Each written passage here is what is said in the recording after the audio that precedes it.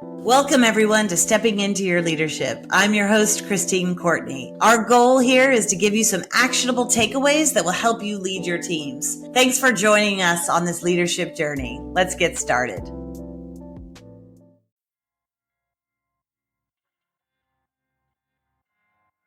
Hello. Welcome to Stepping Into Your Leadership. I'm Christine Courtney, coach, facilitator, and president of the Leadership Program. I am joined today by a wonderful guest, the incomparable Erika Petrelli. She is one of my favorite leaders. I've had the pleasure of working with her for 23 years and going. In our last podcast, we dove kind of deeply into the big why behind emotionally intelligent leadership and what that means in today's world of business. And in this podcast, we're going to jump into actionable steps on how to incorporate this. One of the things that I always appreciate when I listen to leaders that talk about different topics is ones that focus some of the time, at least, on how do we really do this? Not just the theories, the research. I love that too. I love the science behind everything, but I really want to know, how do we do this right away? How can I give this to one of our managers? How can I train folks to be able to implement this right away so it doesn't just stay in our heads swirling around? Right? So we have both of those things. So I'm really excited that Erika's with us today, because if you've ever seen Erika live or you've had the pleasure of having an interaction with her, she listens with the kind of intensity most people have only when speaking, which is one of my favorite quotes from Search for Signs of Intelligent Life in the Universe by Jane Wagner. But Erika is exactly that person. When she listens to you, you feel like you're the only person alive. You feel like everything you say matters greatly to her, and it makes you feel loved in every interaction, even if it's just me saying, Erika, what are our goals for this year? She'll look back at me and be like, ask me a really good question that gets us really thinking and feeling and more connected to things. So thank you, Erika, for being in my life and working with me for so long. And thank you for joining us today. Thank you, Christine. I'm so excited to have this conversation. Yes. So just in case people did not listen to the last episode, which I hope you go back and do, can you give us just your definition of what we like to call social emotional leadership, but how you kind of break that down for folks? Yes, absolutely. So when we talk about social and emotional leadership or emotionally intelligent leadership, from my perspective, we're talking about human-centered leadership. And while there's many different variations on the theme, the most common for competencies or capabilities that we're looking at when we're talking about that is self-awareness, self-management, social awareness, and relationship skills. So it's inviting all of us to look at ourselves in terms of recognizing our thoughts and our feelings and kind of getting curious about why we're having those. It's regulating our choices of behavior and action via personal conversation, emails, text, what have you, and then getting curious and leaning into what's going on with the people around us through social awareness, which oftentimes includes a lot of work on empathy and compassion. And all of those things lead to intentional strengthening of relationships. So it's all of what has historically been known as the softer skills of leadership, which thankfully over the last probably 2 decades, people are understanding the hardest skills of leadership because they're quite difficult to put attention behind, but the most important indicators of success in the workplace by a lot of different standards. Great. I also love the statistic that 75% of careers are derailed for reasons related to emotional competencies. Isn't that crazy? Yes, this crazy. And I think that one's from the Center for Creative Leadership, and then Warren Bennis and some others, kind of leaders in the field of leadership development, sometimes up that to 80%. When you dig into that, though, people will start by saying, wow, that's incredible. But then when you dig into what that means ineffective communication, inability to handle conflict effectively, those kinds of things. People are like, well, yeah, I can tell you 100 stories of when that was happening to me or that was happening to people around us. That is usually the source of why I left the job or why we didn't work as a team when you get down to it. So I'm not surprised. Yeah, it's interesting. Lately I've been doing some work with some companies around influential leadership and looking at how influence is such an important part of leadership regardless of what your title is. So in other words, everybody in an organization can be and should be a leader if you're looking at it from influence rather than title. Right? So in other words, in our days, Erika, when we got into the workforce, you were a leader if you had people reporting to you, right? That was the basically definition of a boss or a leader. And nowadays, it's not like that at all. You have a lot of flat organizations. You have a lot of people that have tremendous leadership skills who don't have people reporting to them, but they work with a lot of people, or they have influence over cross collaborative teams. And so what I think is interesting when I think about leadership, I think about it as influence meets responsibility. And if you have the responsibility for things, so in other words, if you're the person that's going, yeah, I can affect that. I can affect that outcome. I can do something about that. That is a sense of responsibility, right? Ability to respond, responsibility, not just being a victim of like, well, that's not my job, or I don't do that, or that must be someone else. But responsibility meets influence. And if we can get people to be more influential, it seems to me that we can get our influence quotient up if we're really focused on what you're talking about with social and emotional leadership. Yes, I 100% agree. The way I talk about what you just explained so well is what I call the difference between capital L leadership and lowercase l leadership. So capital L leadership is the way you describe this sort of traditional notion of what it means to be a leader, which is to say, I have this title. It's what's on my business card. It's what's on my desk plate. I am the executive director of, I'm the project manager for. Those are capital L leadership positions that are externally given to us. And in our lifetime, sometimes we have those and sometimes we don't. And what is really interesting to me when it comes to emotionally intelligent leadership is that the lowercase l leadership I have available to me at any point in my life, because it's the skills that I bring, it's the qualities that I bring, it's how I show up in any room. And that's where that influence, what you're talking about, is, because how I show up in the room is going to have an impact on the team around me, positive or negative. One of my favorite quotes, I forget who says it, but it says, if you think you're leading and you turn around and nobody is following, then you're just taking a walk. And that is it's such a good example of, the capital L leadership doesn't make you an emotionally intelligent leader. All it does is give you a title. That's the guaranteed thing it does. But your lowercase l leadership, how you show up in the room, that's what makes an emotionally intelligent leader. Yeah. So let's go through. Why don't you very quickly just give them these 4 competency categories, and then we'll dig right into tips. Okay, sounds great. So the 4, and again, you'll see others, but the 4 most common and I think kind of easiest to grasp onto when we talk about emotional intelligence is first self-awareness, which is really that reflection of how am I thinking and feeling in any given situation, and why. Why am I thinking this way? Why am I feeling this way? Really getting reflective and then curious. So without judgment, getting curious about why something might be triggering a strong emotional response in me, or why a series of thoughts might be emerging unexpectedly for me. That's self-awareness. Self-management is the second step in that, which is, well, what am I doing about how I'm thinking and feeling? And this is where my choices start to come in, which is, what are the choices I'm making and how I respond in any situation, whether it's a meeting, an email, etc. That's self-management. Then it's social awareness. Well, how are you thinking or feeling in this situation? And where are the similarities and differences, and why? If you and I are experiencing the same topic, the same meeting, the same conversation very differently, what's going on there and why are those differences present? And then relationship skills is the last kind of main bucket area. And that's where that intentional work of effective communication, empathy, and compassion, and really working to strengthen relationships so that when you think you're leading and you turn around, you see everyone following you. That's great. Thanks, Erika. Okay, let's just give a quick story, because, one of the things we're doing on this podcast is kind of sharing some of those things that we're not so proud of too, right? Some of the mistakes, because we don't come out of the womb necessarily great at this. So from your perspective, Erika, do you have a story or a pitfall or something that's happened to somebody else or to yourself where you were like, oh, I wasn't so emotionally aware, or I didn't manage myself very well in that circumstance. I have dozens of stories, dozens and dozens, more than I care to share. And if we're being honest, as emotionally intelligent leaders, we will always have stories.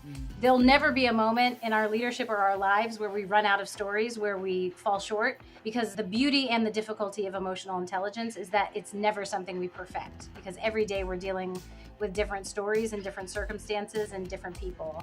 But I have several from early in management, which is where I think that a lot of us begin kind of erroneous choices in emotionally intelligent leadership because we're young in management.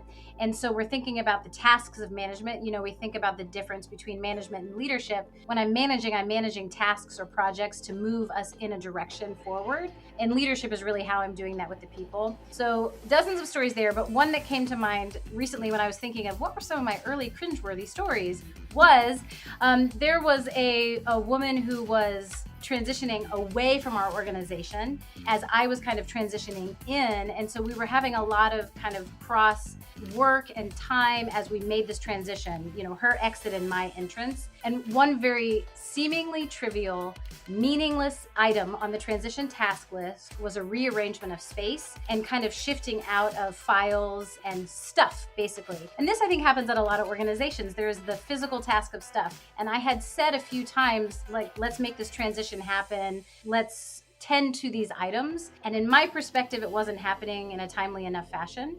So one day I made the choice to just put all the things that needed to be transitioned out on her desk, like in a mountainous pile of things to be tended to, because, in my mind, it was as simple as, this is the transition out. We've talked about it. Just go through it. What's the big whoop? We got to move forward. And as you can imagine, if I had stopped for 1 second and thought, if I was coming to work today and I saw a mountain of things on my desk, how would I feel about that? And boy, did she feel all the ways that I would have also felt, which was, again, disrespected, agitated. I threw her day off course from the moment she arrived in the office. And it seems, I'm using this example on purpose because it's one thing that seems like it's a non-thing. It's a no thing. And so much of the time, our emotionally intelligent missteps are things that we could easily dismiss as a no thing. It's not a big deal. This is files. What's the big deal? Those little things add up to everything. And if I would have just taken a beat to think about what is this person needing in her transition out, and how can I be respectful and mindful of that, I would have made a host of different decisions, including that decision that day to just dump a mountain of files on her desk. Yeah. And if you think about it, that's also potentially related to the bottom line, because she's maybe then going to clam up and not give you the information that you need or be as open or helpful. That's a great example. I love how you said those cringeworthy moments. I had one recently, actually, and I could tell that it's the right story to share now because I'm nervous about sharing it.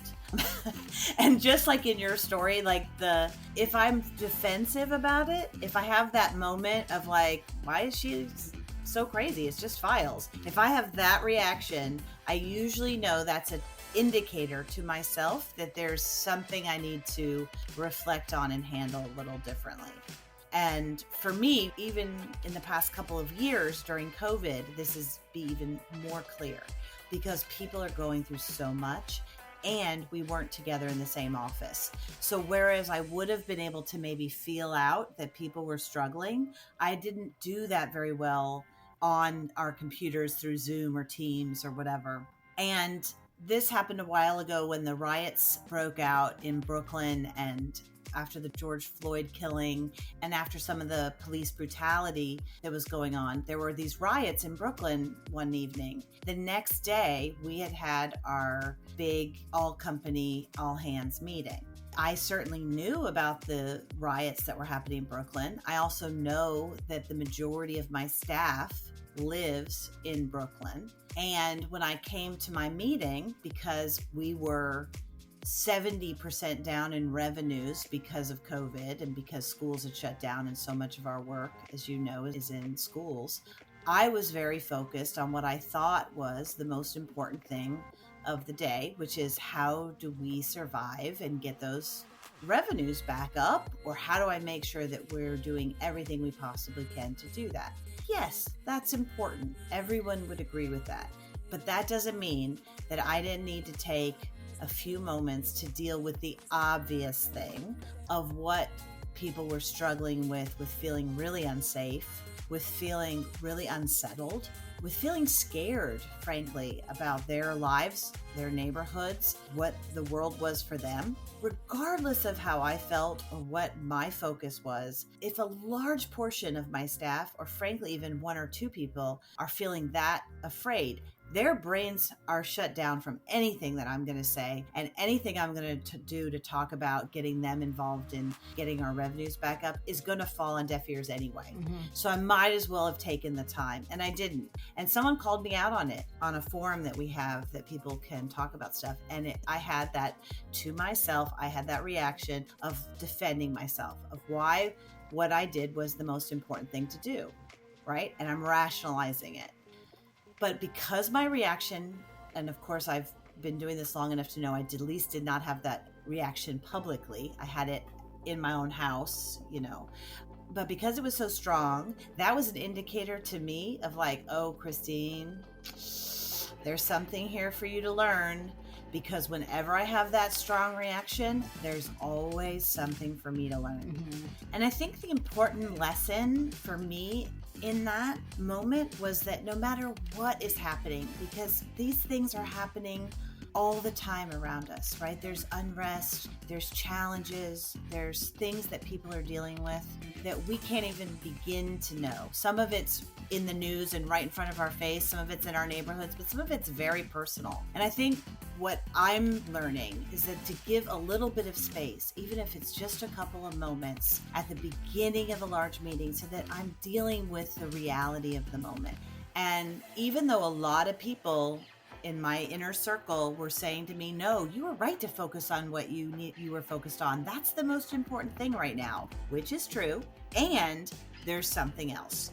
And it did not mean one thing does not negate the other. Yes. And so I very much learned that lesson, and I, came back and I apologized for it, but I still think about it. I think about it a lot. Well, I love what you just said about that you had people saying, no, you were right to focus on this, that, or the other. And I think when we look at the different ways that people either dismiss emotionally intelligent leadership as something they want to work on or kind of stumble in their efforts, it's that idea of this is right and this is wrong, because it's rarely that black and white. It's usually that this perspective is right, but it's incomplete. It's not taking into consideration some other perspectives that are different.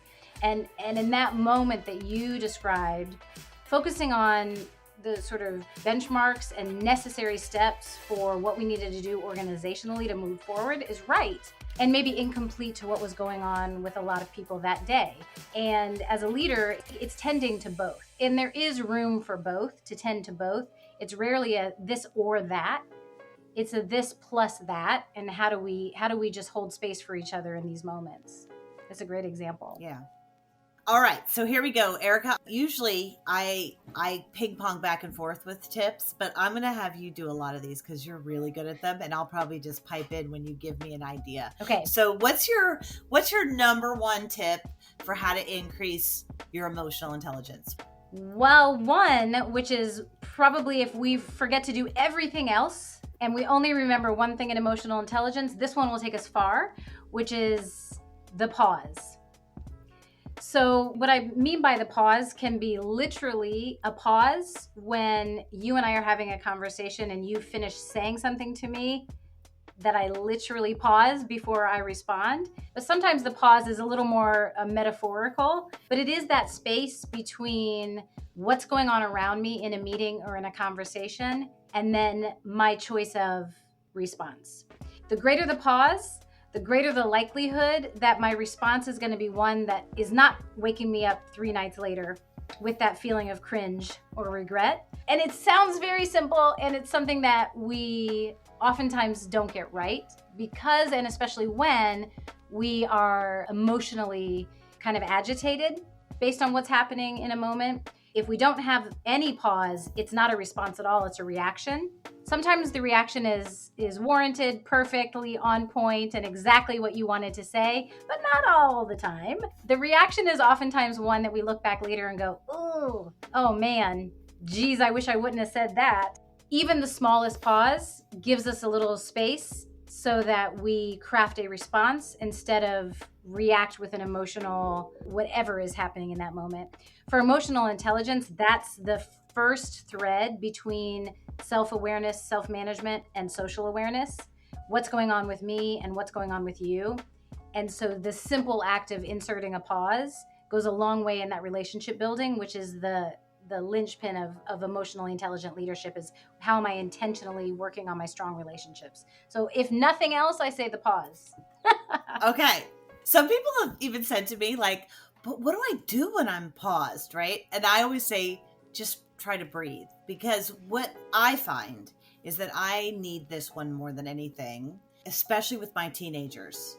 I find that I am more likely to pause at the office than I am at home. So if my teenagers are really frustrating me, I'm sure some people can relate. If your teenagers are really frustrating you like mine, I try to just tell myself, don't speak in my head, right? Because invariably I just add into the drama somehow. And so I learned this from a former Navy SEAL team commander, Jocko Willink, and he talked about, and I love this, it's box breathing. They teach it in the Navy and the Marines, all those, lots of people do this box breathing. But basically what's great about it is in that pause. For the Navy SEALs, what they found was that they have to do this in order not to shoot before they should or anything, because they have to be thinking clearly. And so in order for them to think clearly, they have to do an active breath exercise to get their adrenaline down, to get focused, to try to get the blood rushing back to the brain and away from the extremities, right? So the box breathing, if any of you haven't done it, is, I think you think of like a box. So you breathe in on 4 counts, right? So you breathe in 1, 2, 3, 4, and then you hold it for 4, 1, 2, 3, 4, you're holding your breath. You breathe out again on 4, and then you breathe in. You're just making a clear box around it, right? So like if you want to start with a 3 count, but you're supposed to do a 4 because there's 4 sides of a box, 4 counts to each side of that box. And they do that and they picture the box. And so I've done that too, because getting my brain to focus sometimes on breath, I start breathing harder. I'm not noticing it. My brain's still thinking about other things. But thinking about creating that box with your breath somehow gets your brain starting to relax a little bit. And I love that. I figure if a Navy SEAL could do it, in Afghanistan or something, I should be able to do it with my 17-year-old before he gets in the car to drive, as I'm next to him. I don't always succeed. Well, the attempt is important. And even just thinking about the box, even if then something that he does in the car makes that go out of your mind, that thought of the box gave you a momentary pause. So even if you don't get all 4 sides in, I've had people say, I just count to 10 in my head before I respond. And I'm like, even if you get to 2, you've inserted, even it's a miniature pause. And the more we practice the pause, even if it's intentional, I'm counting in my head before I talk, we're building the muscles of the pause. And that pause is the key to success in really strengthening my self-awareness to self-management to relationship skill building, honestly. So I love that. Right. What's your next one? Well, I was thinking that a really big one is some people say it this way, to check your blind spots. Speaking of your 17-year-old driving, we're in the car, there's always blind spots in the car. We learn to look out for those. What if we're not careful? They can creep up on us, and get us into trouble. Well, as humans, we have blind spots too. And there is some crazy statistics from a few different sources that talk about that like 80 to 90% of us believe that we're very self-aware, and only upon studies 10 to 15% of us are. So really? we are much more confident in our self-awareness skills than we actually should be. We're much worse at it than we think we are. So that fact alone tells us we've got blind spots. My blind spots might be different than yours, but the point is we have them. And so if I am committed to emotionally intelligent leadership, the first thing I need to be committed to is increasing my self-awareness. And a really vulnerable way to do that is to ask for feedback from people that I trust. This is an important part. It's not just any random person. Asking for feedback from people that I trust about what they think my blind spots might be. Ways that the kind of energy I might be bringing into a room and not realize that I'm bringing it into the room. The ways that my emails might be coming off that I don't realize they're coming off in that way, the tone that I'm using, things like that. So really having the courage and vulnerability to ask for feedback as a means to checking my blind spots, which will ultimately increase my actual self-awareness, not just my perceived self-awareness, is a really important one. Yeah, it's great and really hard to do. It's so hard to do. Even if the words that come out of my mouth are, I really would like to increase my emotionally intelligent leadership, I also then want to be like, but just say all the nice things about me. You know, you have to be willing and authentically willing to hear things that these are ways that you're falling short of this. It's not that you're a bad person. It's not that you're a bad leader. We're all human. So there's ways that we're falling short. And to really have the courage to step into those conversations is a true path towards increasing our emotionally intelligent leadership. It is not an easy path. Yeah, I love to give feedback. Oh, we all do. We can all tell everyone about their blind spots. Let me sit down, Christine, and let's talk about your blind spots. That's a piece of cake. I'm so good at that. But the other makes me just like, oh, you know. Well, in the same way that in the story that you shared, you used, I think, the phrase that I'm tempted to skip it altogether. Sometimes the whole category of emotional intelligence is one that we say, you know what, I'd rather just skip it altogether. Because when I even just peek around the corner to it, it's a very murky, vulnerable place. And it can feel like it's easier to skip it altogether. When the real truth is, it's so much better when we step into that vulnerability, we see everything strengthen. Not just our relationships, but ultimately our bottom lines and what we're trying to achieve organizationally. Yeah, I think you're really good at that too. Like you just I saw in my inbox a draft of a keynote that you're giving, and I saw that you sent it to a few people.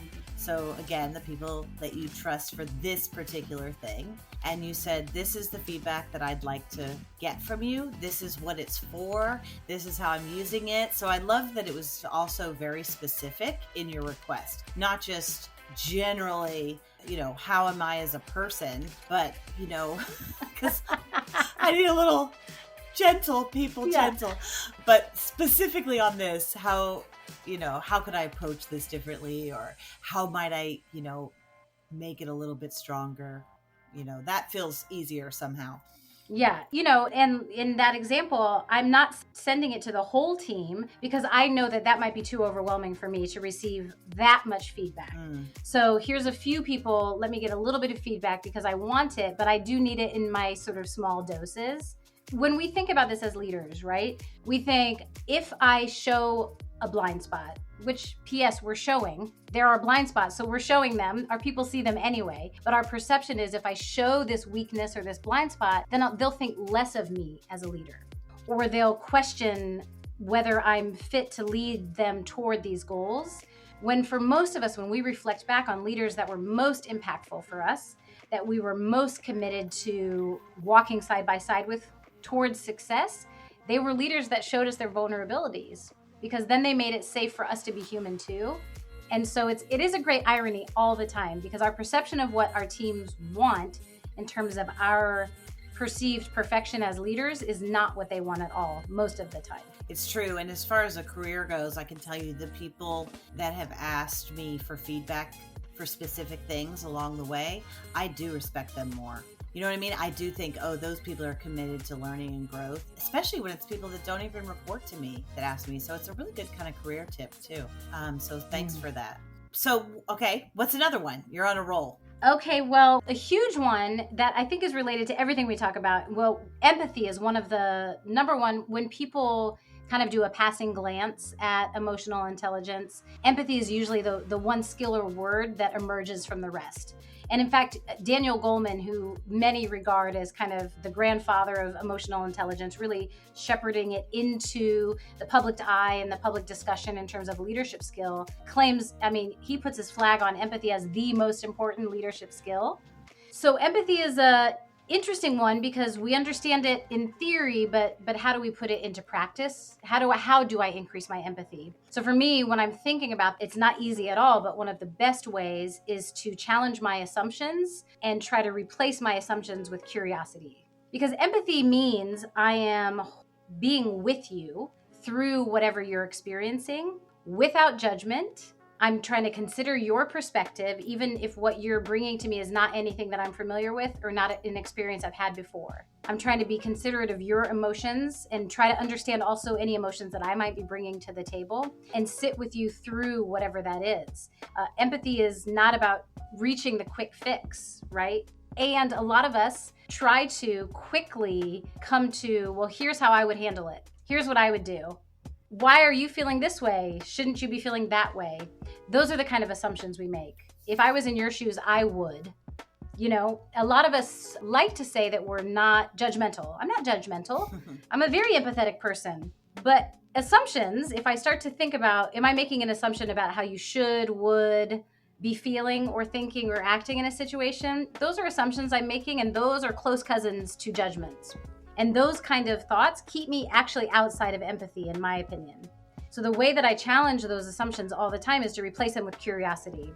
I wonder what's going on. Tell me more about how you're feeling. Really getting curious to understand somebody else's perspective. So the goal of the tip is to increase my empathy, but the tip itself is to challenge my assumptions and replace them with curiosity. And so the way that I do that for myself is kind of red flag any thoughts of, why are you feeling this way? You should be doing this instead of that. I would do it this way. Those are the kind of thoughts or phrases. If those come up in my mind, they're red flags that I'm outside of empathy and really squarely sitting in judgment and assumption. And I need to get myself out of there through curiosity. Interesting. One of the things I do, maybe this will help somebody if you're looking for a way to do that, because I hadn't really put it in my head as this is curiosity or this is me trying to be empathetic. But one of the things that sometimes happens for me anyway is that I'll get somebody that says to me, Christine, do you have a minute later today? I need to talk to you about something. And I can tell you that I immediately brace myself. Like I hear that and I don't know what they're going to say, but I immediately go to, right? My brain goes to a fear place and I go, are they going to leave? Are they going to quit? Right? Or it goes to, I've done something wrong to them that they're upset about. Those are the two things that go through my head at first. Right. And then on the outside, I'm like, sure. Yeah, no problem. Whatever, And then on the inside, I'm like, crap. So I get my paper ready. I have a notepad, I get my paper and I write down at the top. I say, sure. What time we figure out, okay, lunchtime, whatever. I write on the top of my paper a couple of questions, like something to the effect of what you just said. This is what reminded me of it. I'll write down, tell me more, or it was whatever the last sentence was, that the last question that you asked was. But anyway, usually something to the effect of tell me more. And then I have my paper and I come in and I get my pen. And when they're talking, I start writing. And if I don't know what to say, I just say, tell me more. And I have it listed at the top because I don't want to just respond out of defense or whatever, right? And then sometimes I'm just doodling with my pen, but they think I'm writing madly whatever they're saying. So it's a win-win. They think that I'm absolutely actively listening, which I am, but I'm really trying it. It's like a mechanism to stop my brain from defending, or not listening to them. So I am not writing down everything they say, maybe a word or two, but it's mostly, sometimes I'm even writing, I hate this, I'm so uncomfortable, I wish this moment would end. Whatever's going on in my brain, I'm writing it down, and somehow the act of writing it down calms me, and they also feel like, oh, she's taking notes on what I'm saying. So it's a little tip. She's taking notes. that say, I hate this moment. I hope it ends. But that's the truth. But I don't want to tell them that, especially as someone who's, in most cases in my life, their boss. I wish that I was more evolved, that I could sit there, I'm taking this in. And occasionally I get to it, but sometimes then I'm able to put the pen down. Or if I want to defend against it, if I say, tell me more, then I just listen. And usually things start to shift. So anyway, I didn't think of it as trying to be more empathetic in that moment or whatever, but you reminded me of it with having some questions ready, because I think that's the tip. It's increasing your curiosity. And then, so if we take that even more specifically, it's having questions ready. So to distill it even further down, to ask more questions, is a good manager tip in general, but it's a great empathy building tip. And it relates back to the previous tip of increasing the pause. Anything that we can do in between the moment where somebody has shared something with us that's incredibly difficult for them or emotionally agitating for us, anything that we can do to build a moment before we craft our response. So your doodling is a great way to keep you that's a breathing technique, right? That you're breathing through the doodle. Asking a question as the first thing that's out of your mouth after someone shares, or sometimes I'll say, just validate. Take a moment to say, thank you so much for sharing that with me. I appreciate you sharing your perspective with me. I appreciate your honesty in this moment. Taking a moment to validate what they just said, especially if it is something that is a conflict that is between you two and what they've shared is incredibly difficult, to start by acknowledging. You said it softens the defenses that are naturally potentially emerging on both sides of the table, to say, I acknowledge and appreciate what you've just shared with me.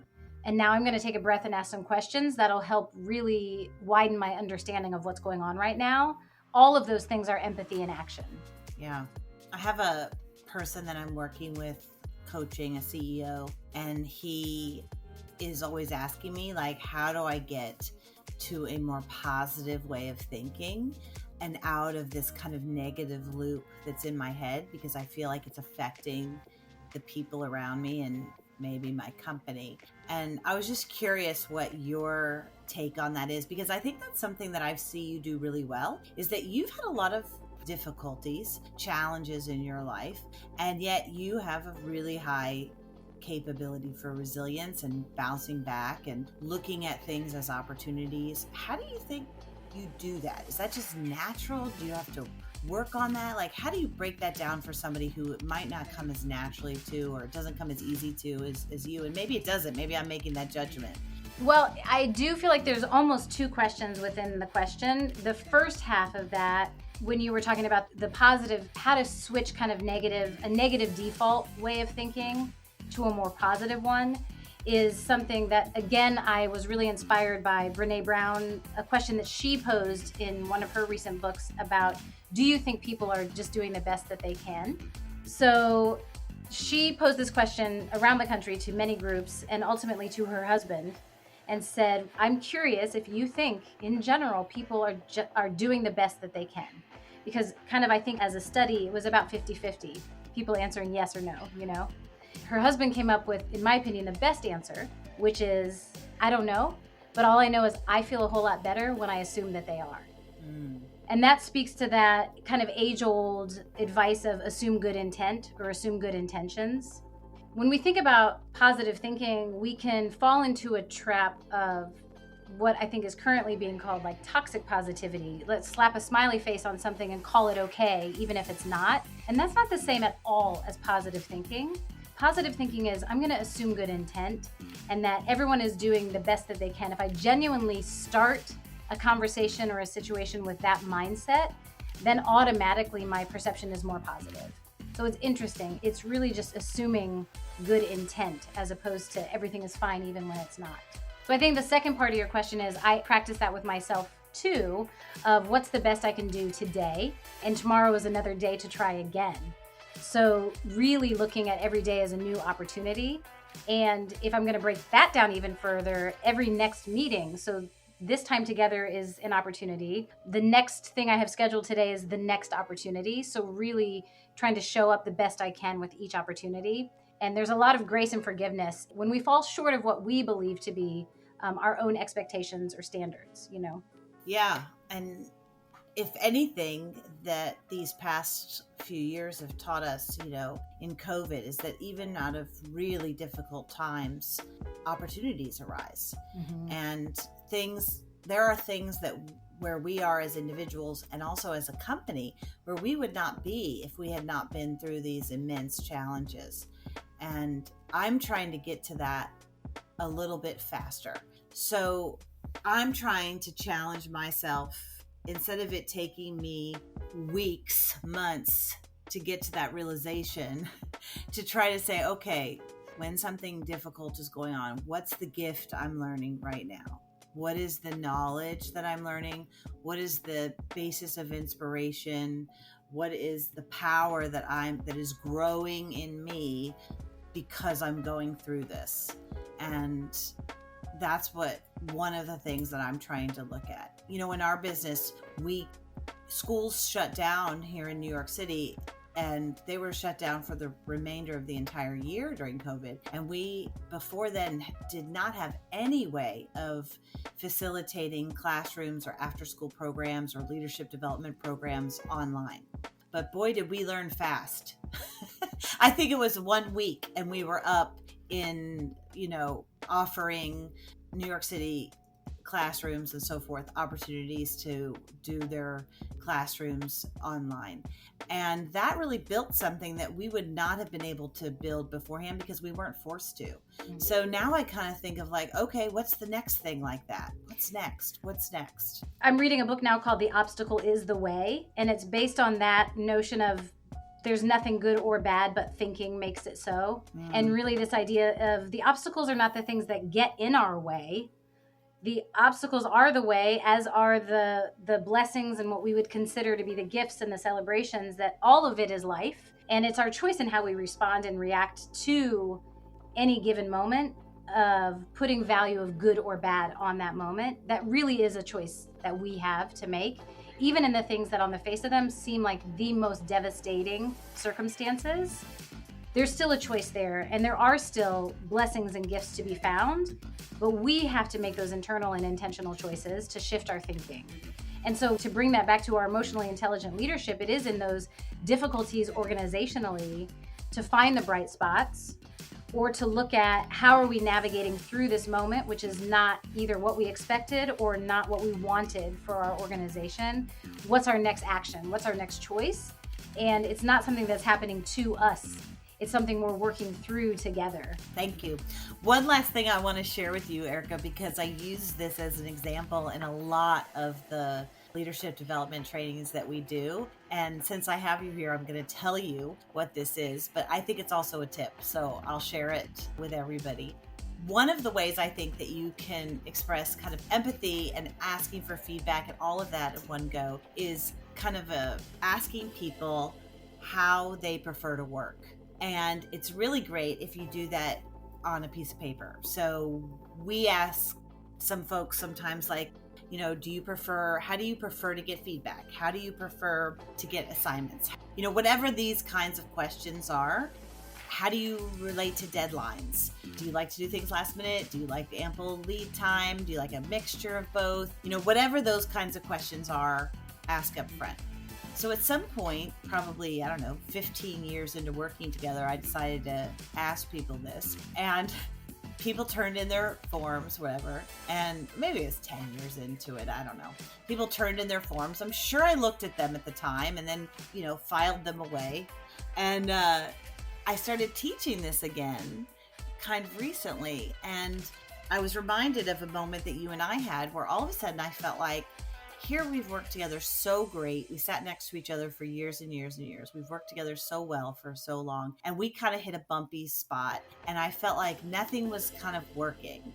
I wasn't being clear. You weren't hitting benchmarks. We were just kind of off. And I was getting frustrated, what's wrong with Erika? She's usually so on it. She can read my mind. What's happening? And because I was teaching this workshop on getting this kind of operational manual about how people like to work, I went back and looked at them, and I looked at yours, and I went, I know everything about Erika. We've worked together for years.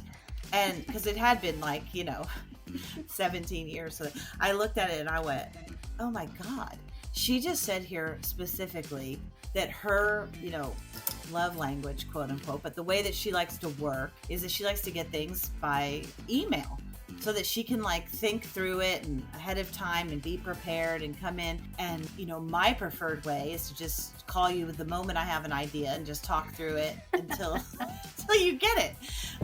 The thought of writing an email exhausts me. Just the thought of it, much less doing it.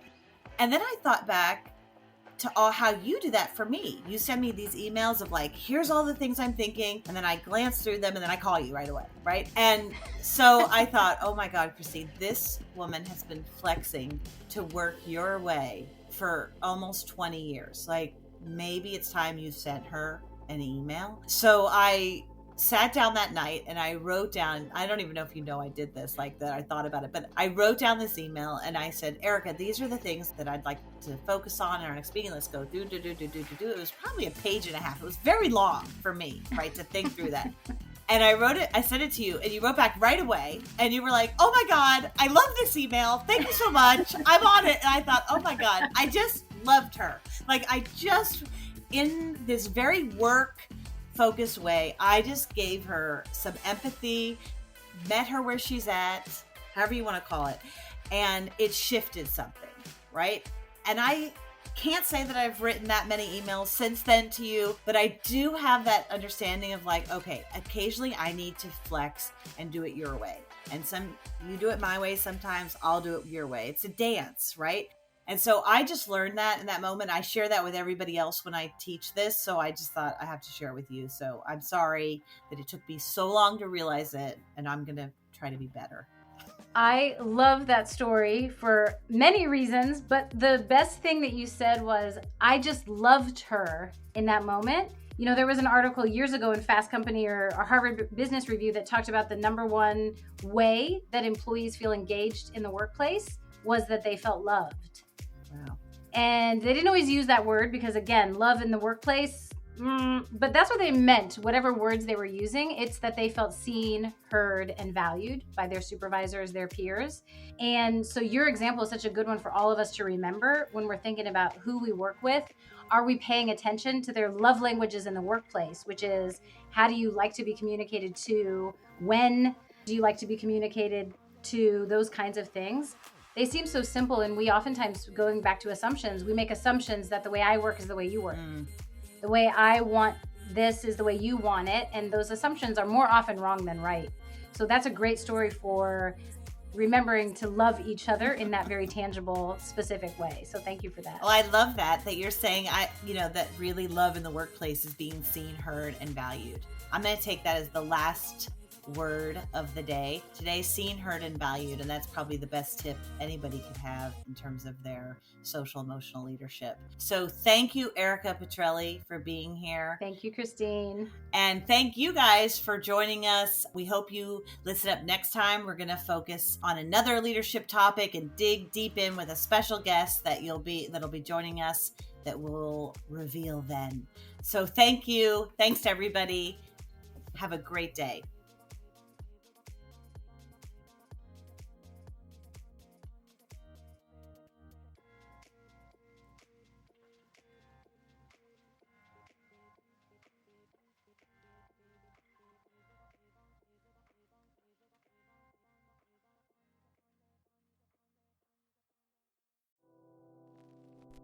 Thanks, everybody, for listening. I'd like to give a special shout out to our podcast producer, Richard Francisco. Check out our notes for any details. And if you get anything out of this, please follow us. And if you enjoy it, please take a moment to rate us or write a comment. It will mean the world to us. We'd love to hear from you. And if you just can't get enough, follow me on TikTok and check out tlpnyc.com/podcast for more information.